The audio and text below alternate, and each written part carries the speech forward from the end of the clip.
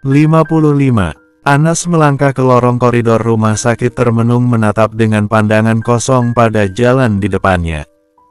Pikirannya resah dengan semua yang ia lihat tadi. Ia hembuskan nafas dan berhenti menatap taman dengan pepohonan yang rindang. Ia langkahkan kakinya menuju kursi besi yang berada di taman tersebut. Suasana sore di taman itu cukup sepi. Hanya ada beberapa suster yang berlalu lalang di belakangnya. Ia tatap sinar matahari sore yang sebentar lagi akan tenggelam. Lagi, ia hembuskan nafas, ia angkat wajah menatap langit berwarna orange sembari menutup mata merasakan angin yang bertiup ke arahnya.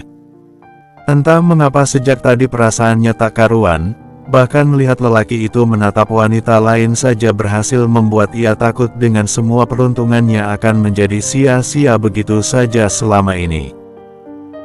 Anas panggil seseorang yang sudah menyentuh pundaknya pelan. Anas sedikit tersentak kaget mendengar suara tersebut. Bau parfum yang sangat ia kenal membuat ia tahu siapa yang berada di belakangnya. Ia tengokkan kepalanya dan mendapati Jardit yang sudah berdiri tepat di belakang kursi tersebut.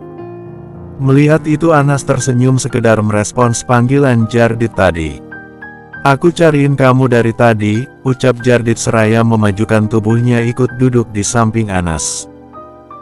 "Maaf, aku keluar tiba-tiba," jawab Anas dengan alasan yang ia buat.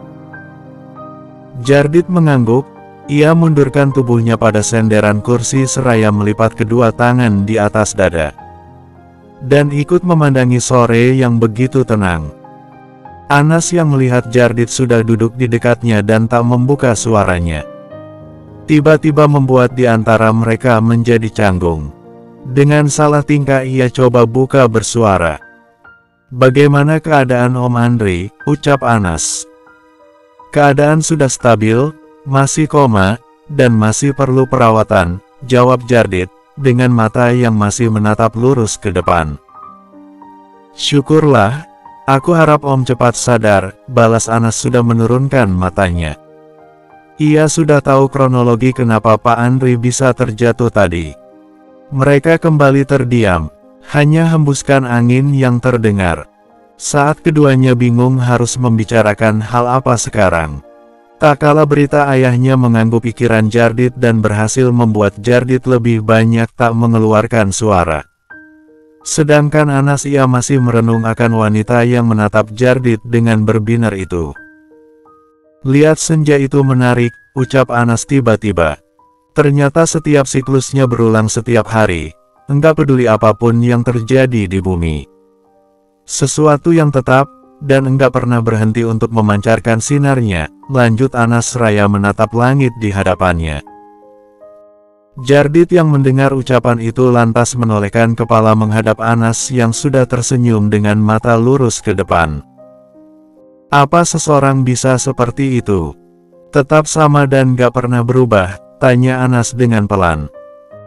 Jardit menghembuskan nafas lembut, "Kebanyakan orang gak akan seperti itu," Anas jawab. Jardit kembali menatap lurus di depannya. "Setiap orang bisa berubah bahkan dalam hitungan detik," jelas Jardit dengan suara beratnya. Anas tersenyum simpul tak kala ia kembali teringat dengan wanita yang menatap Jardit begitu berbinar. Dan ia takut jika Jardit akan berubah seperti itu. Anas mengangguk, "Kamu benar. Gak ada yang seperti itu," balas Anas dengan lirih sembari meremas jemari kukunya. Tiba-tiba suasana menjadi sendu tak kala Jardit yang mendengar ucapan lirih wanita itu, membuat ia melirik wanita yang sudah menundukkan wajah dengan ekspresi sendu, sepertinya ia mengerti dengan maksud arah pembicaraan ini. Mungkin ada beberapa orang seperti itu, semua tergantung bagaimana kita melihatnya Anas. "Apa orang itu bisa mengambil peran dengan baik atau enggak?" seru Jardit. "Lalu bagaimana dengan wanita yang tadi kamu lihat? Apa dia berhasil ambil peran dengan baik?" Jardit mendengus mendengar itu. Ternyata wanita ini cemburu atas apa yang ia lakukan dengan Vindi tadi. Ia tatap kembali wanita itu seraya menyanggulkan senyum. "Entahlah, peran kamu lebih besar sekarang," jawab Jardit. berhasil membuat Anas membalas tatapannya. "Jardit, apa ada kemungkinan kamu bisa berubah?" ucap Anas dengan serius. "Apa kamu berharap seperti itu?" tanya Jardit cepat. Anas menggeleng dengan raut wajah yang terlihat seperti anak kecil. "Aku takut kamu berubah. Jika memang itu terjadi, tetaplah seperti senja yang enggak pernah lelah memancarkan sinarnya," jawab Jardit berhasil membuat Anas mengerutkan kening heran dengan apa yang dikatakan Jardit. Jardit yang melihat itu lantas menggeser tubuhnya dan langsung merangkul tubuh mungil wanita itu. Ia mengerti dengan raut wajah bingung wanita tersebut.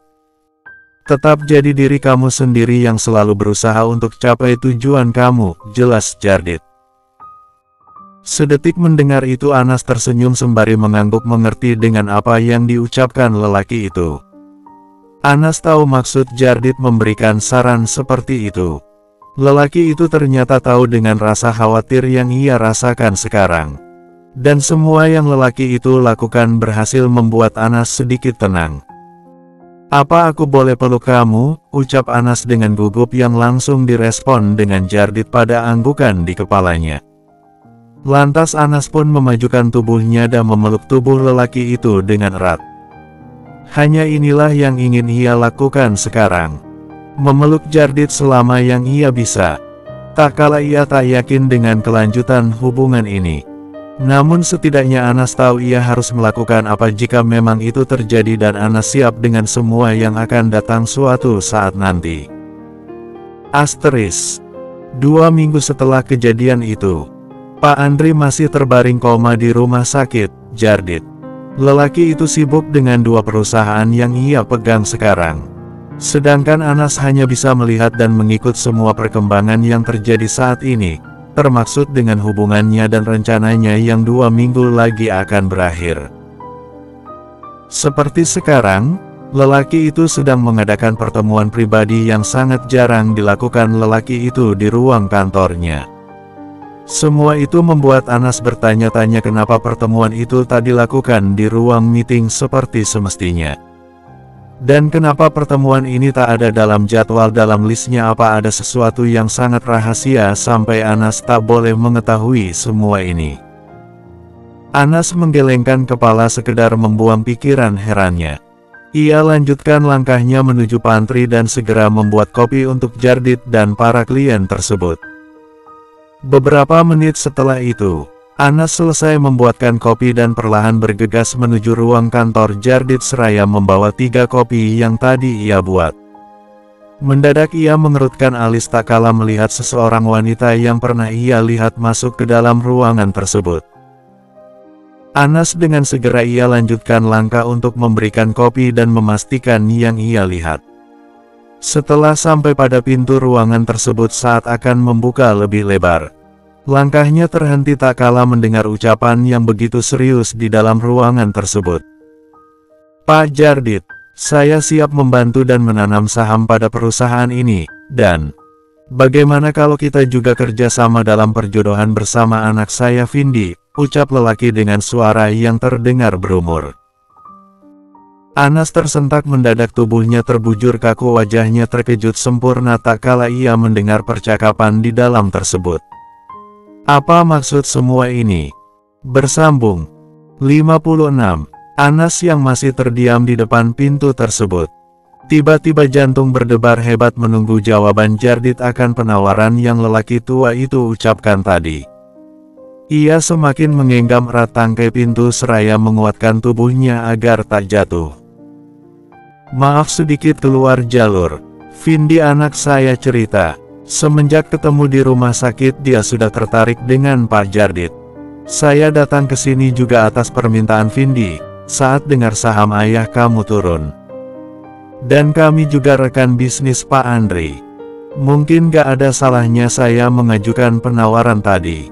Lagi pula kita akan sama-sama menguntungkan di sini, jadi bagaimana dengan tawaran saya Pak Jardit?"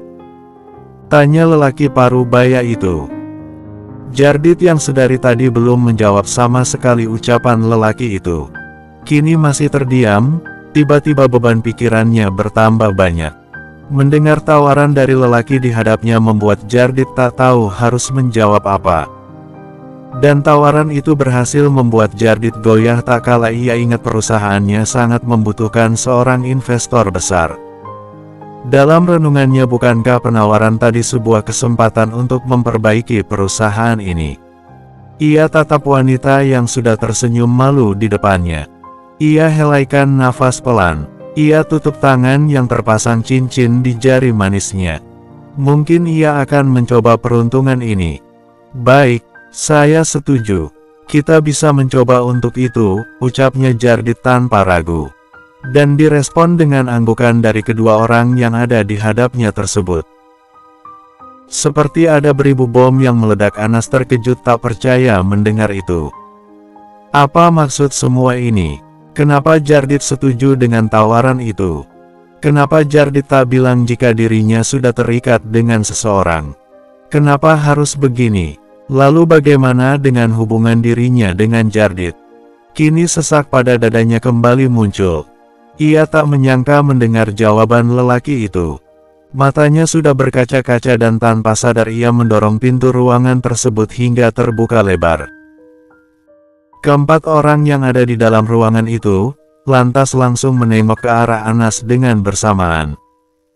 Begitu juga dengan Jardit yang melihat dengan terkejut dalam raut wajah datarnya. Anas tundukkan wajah sebentar seraya mengatur raut wajahnya menahan sesak agar air matanya tak jatuh. Lalu dengan perlahan ia maju melangkah menuju ke tempat meja itu berada. Sesampainya di meja tersebut, ia langsung menaruh cangkir kopi dengan sopan, tepat di hadapan para orang-orang itu. Dalam diam Anas terus menahan sesak pada dadanya yang terasa semakin membara tak kala melihat wanita bernama Vindi itu benar menyukai Jardit. Ternyata dugaannya benar, wanita ini yang ia temui di rumah sakit minggu lalu. Ia tahu wanita yang sedang menatap Jardit dengan berbinar itu. Vindi Luna salah satu anak CEO yang memegang peranan besar di kalangan pemegang saham. Seperti layaknya Jardit, wanita itu juga mengurus dan menjabat di salah satu anak perusahaan milik orang tuanya. Melihat penampilan wanita itu membuat Anas kembali menurunkan tatapannya. Apa ini alasan pertemuan dia dadakan sangat pribadi dan tak ada dalam list jadwalnya? Apa Jardit sengaja membuat ia tak boleh tahu dengan semua rencananya? Tiba-tiba seperti ada hujan kini gerut sendu di wajahnya kembali terlihat. Dan ia pun membuka suara seraya pamit dalam ruangan tersebut. "Saya permisi," katanya dengan suara serak menahan air mata yang sudah berkumpul di pelupuk mata. Setelah itu dengan tergesa Anas berlari menuju toilet. Ia kunci pintu toilet rapat-rapat. Dan ia tumpahkan air mata yang sedari tadi ia tahan. Ia menangis dalam suara yang terpendam. Kenapa permasalahan akan cintanya selalu datang? Beberapa menit akhirnya Anas berhasil menenangkan dirinya. Ia keluar dari toilet dan menuju wastafel. Kemudian ia siram wajah sebab itu dengan air yang mengalir. Ia tatap pantulan dirinya sembari memejamkan mata sejenak. Ia hembuskan nafas kasar seraya berpikir apa yang harus ia lakukan sekarang. Mungkinkah ia sanggup menghadapi semua ini? Apa akan ada kesempatan untuknya atau akan berakhir begitu saja? Asteris. Menjelang sore saat para pegawai sudah beranjak pulang. Beda halnya dengan Anas yang masih terduduk di mejanya. Wanita termenung itu menunggu Jardit yang masih menghadiri meeting setelah pertemuan pribadi tadi. Sore ini Anas akan mencoba meminta penjelasan tentang hal yang ia dengar tadi. Anas harap semua itu hanya gurauan belaka. Dan tepat jam 6 sore lelaki yang Anas tunggu kini keluar dan berjalan ke arahnya. Melihat lelaki itu sontak Anas langsung berdiri menghadang langkah lelaki yang sudah terlihat sangat lelah. Mendadak suaranya tertahan saat situasi di antaranya berubah menjadi dingin. Ia lirik lelaki itu yang kini menatapnya dengan tatapan datar. Lalu dengan ragu Anas membuka suara. "Jardit, bukankah ada yang perlu kamu bilang ke aku?" ucap Anas terbata-bata. Jardit menghela nafas lelah seraya menyentuh batang hidungnya. Gak ada yang perlu aku bilang ke kamu, balasnya dengan cepat dan akan kembali lanjut melangkah ke dalam ruangan itu. Jardit, aku dengar masalah perjodohan itu. Apa semua itu benar? Seru Anas dengan suara bergetar berhasil membuat Jardit menghentikan langkahnya. Jardit sedikit tersentak mendengar itu, kamu akan tahu nanti. Jawabnya singkat, sudah malam cepat pulang, lanjut Jardit seraya kembali lanjut melangkah ke dalam ruangannya. Anas yang melihat respon dingin lelaki itu hanya bisa menatap nanar punggung lelaki tersebut, rasa sedih dan bertanya-tanya kini menghampiri pikirannya. Kenapa lelaki itu tak mau menjelaskan hal tadi? Kenapa Jardit kembali berubah menjadi dingin padanya? Dan apa yang akan ia tahu nanti? Rasanya Anas kembali takut dengan semua ini. Takut dengan semua kenyataan yang akan menghampirinya. Dalam perjalanan pulang, saat menunggu bis Anas memeluk dirinya sendiri. Entah apa yang ia tatap, yang jelas sekarang ia merasakan sesak membara. Helaan nafas yang berkali-kali ia hembuskan membuat siapa saja yang melihatnya tahu jika dirinya direnungi dalam kesedihan. Namun sebisa mungkin ia tahan untuk tidak menangis. Saat akan menaiki bis, pandangan mata Anas beralih saat mendengar suara ramai-ramai pada sebuah apotik di pinggir jalan dekat halte bis. Anas yang mendengar itu ia urungkan untuk menaiki bis. Lalu dengan penasaran ia langkahkan kakinya ke tempat yang sudah dirundungkan banyak orang tersebut. Ia majukan tubuhnya agar terlihat jelas masalah apa yang kini sedang didebatkan. Udah deh ibu, jujur aja kalau ibu emang mau malingkan di sini, seru salah satu pegawai toko dengan nada menyudutkan. Mbak, maaf ya, saya gak maling, saya cuma lupa bawa dompet. Alah, kalau gak maling terus ini namanya apa? Potong pegawai toko yang sudah mengambil barang di tas wanita tersebut. Tiba-tiba Anas sedikit terkejut tak kala ia kenal wanita yang sedang berdebat dan menjadi tontonan banyak orang tersebut. Tante Rina, petik 1. Bersambung. 57. Anas yang sudah berdiri di belakang Tante Rina pun hanya bisa melihat tak kala kedua orang tersebut masih berdebat dengan penuh emosi. Itu saya taruh karena saya lagi cari dompet mbak. Jangan asal nuduh ya, ucap Rina dengan raut wajah yang sudah penuh emosi. Udah mbak, bawa ke kantor polisi aja, teriak seseorang yang ada di kerumunan melihat itu. Iya bener tuh, benar, sahut orang-orang. Anas yang mendengar itu lantas memajukan tubuh masuk ke tengah kerumunan dan langsung ikut ambil peran dengan kejadian tersebut. Ada apa ya mbak? Ucap Anas tiba-tiba meminta penjelasan dan langsung dilihat oleh Bu Rina dengan terkejut. Anastasia, ucap Rina seraya membesarkan matanya. Ibu ini ketahuan mau maling obat mbak. Saya sendiri yang lihat ibu ini masukin obat ke tasnya, jelas pegawai sembari menunjuk ke arah Rina. Saya gak maling. Saya taruh tas, emang saya mau cari dompet, jangan kurang ajar ya kamu. Balas Rina dengan suara penuh emosi. Udah ada buktinya bu. Mau gimana juga itu namanya maling, jawab pegawai toko tak kalah emosi. Kamu gak tahu ya siapa saya? Saya ibu dari direktur perusahaan itu. Saya istri CEO perusahaan terbesar di sini, bilang Rina sekaligus menyombongkan diri. Saya gak peduli ibu siapa. Yang jelas ibu udah ketahuan maling, ucap pegawai tersebut dan langsung direspon dengan Rina yang sudah memajukan tubuh ingin menjambak rambut pegawai tersebut. Anas lantas langsung merangkul tubuh Rina sekedar merelai emosi dari wanita tersebut agar tak terjadi keributan besar. Udah tante, udah, tenang ya, kata Anas. Mbak, obat ini biar saya yang bayar. Lanjut Anas berhasil membuat suasana sedikit tenang. Setelah kejadian itu, Anas mengajak Rina untuk mampir sebentar menikmati kopi agar wanita paruh baya itu bisa meredamkan emosinya. Dan syukurlah wanita itu mau dengan ajakannya. Beberapa menit kemudian suasana di antara mereka menjadi canggung tak kala tatapan mereka bertemu satu sama lain.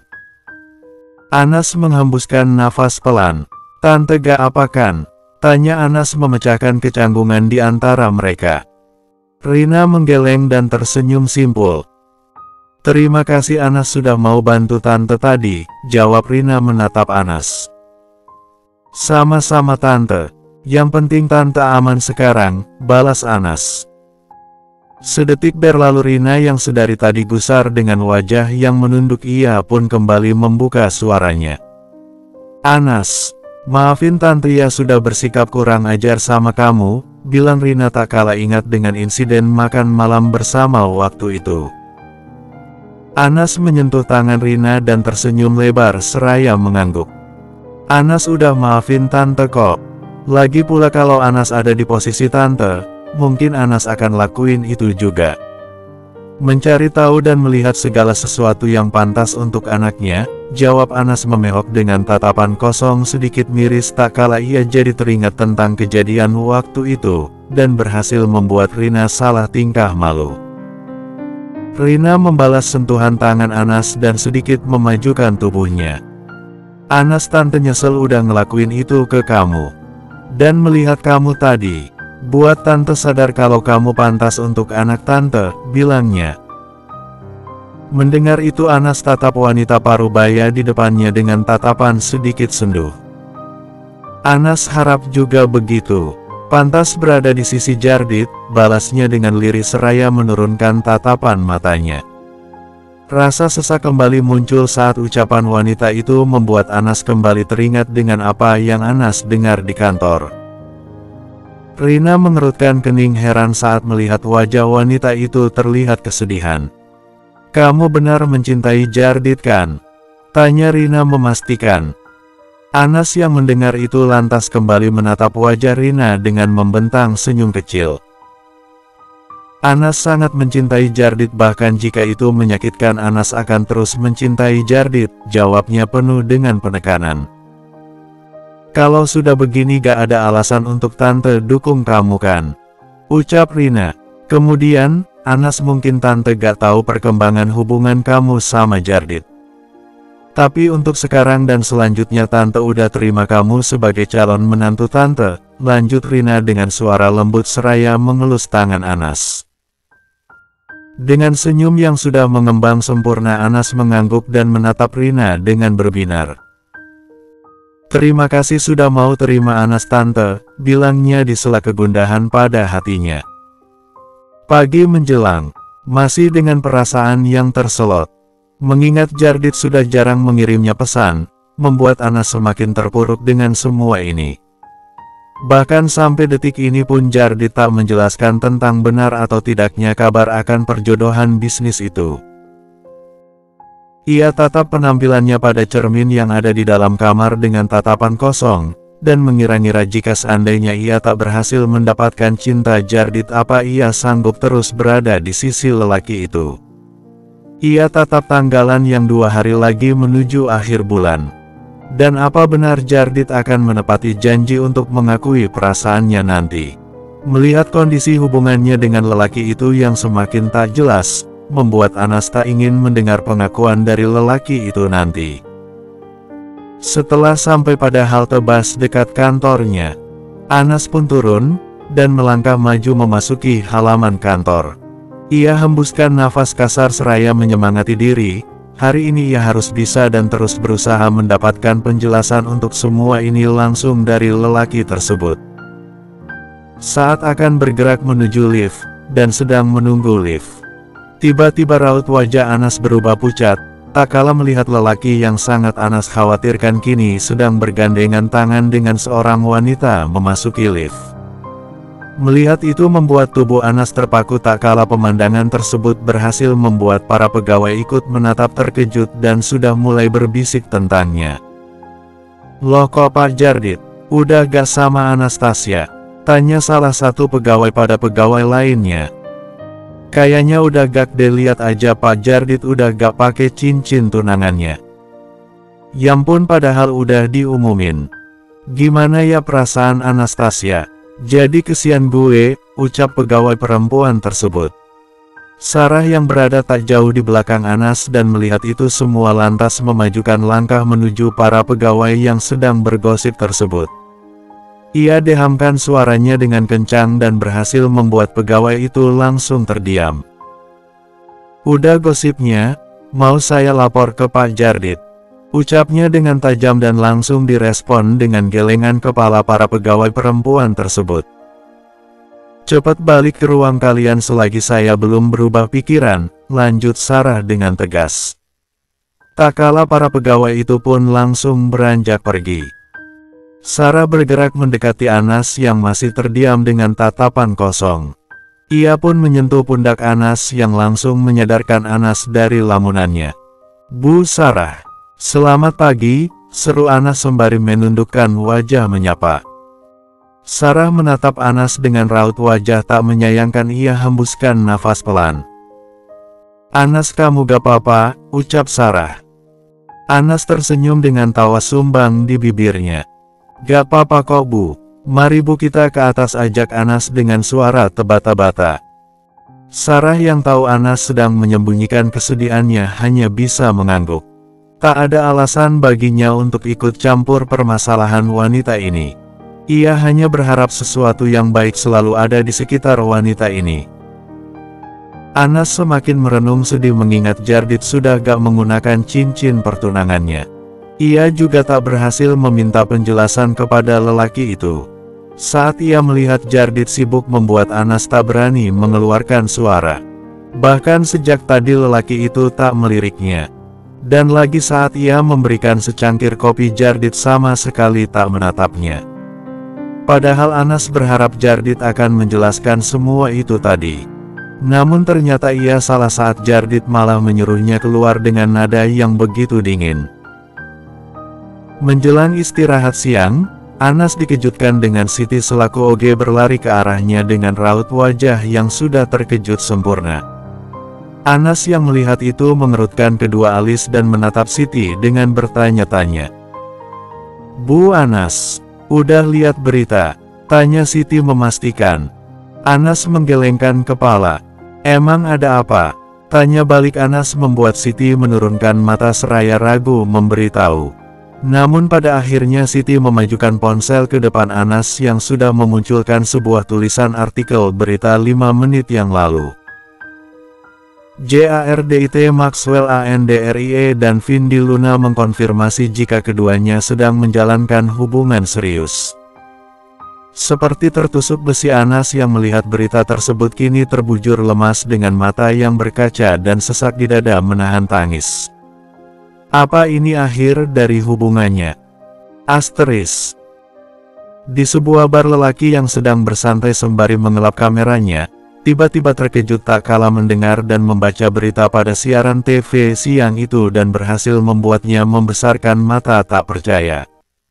Kemudian dengan cepat ia masukkan kamera dan bergegas menemui lelaki yang terpampang di berita tersebut. "Apa-apaan ini?" bersambung.